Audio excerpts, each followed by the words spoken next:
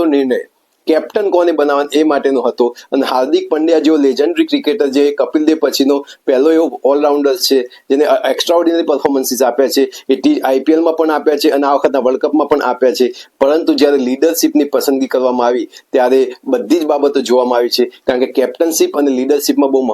બહુ મોટો ફરક હોય છે. કેપ્ટનશિપ જે છે એ મેદાનમાં હોય છે, પ્લેયર સાથે તમે કોઓર્ડિનેટ કેવું કરો છો, ટીમને કઈ રીતે બેસ્ટ કઢાવો છો અને ટીમને મેનેજ કઈ રીતે કરો છો એના પર હોય છે. પણ લીડરશિપ જે હોય છે એ ઓન ફિલ્ડ અને ઓફ ફિલ્ડ બંને બાબતોમાં ધ્યાન રાખવામાં આવે છે અને બધાને સાથે લઈને તમે 140 કરોડના રિપ્રેઝેન્ટેટિવ છો અને ઇન્ડિયામાં કહેવાય છે કે વડાપ્રધાન અને રાષ્ટ્રપતિ પછી જો કોઈ પોપ્યુલર હોય તો ઇન્ડિયન ક્રિકેટ ટીમના કેપ્ટન હોય છે અને કેપ્ટનનું બિહેવિયર, એના એટિકેટ્સ, એનું કન્ડક્ટ અને કઈ રીતે લોકો સાથે ટ્રીટ કરે છે એ બધું જ જોવામાં આવે છે, કારણ કે ભારતને રિપ્રેઝેન્ટ કરે છે અને ભારતને રિપ્રેઝેન્ટ કરતો કેપ્ટન એવો હોવો જોઈએ કે સર્વમાન્ય હોવો જોઈએ.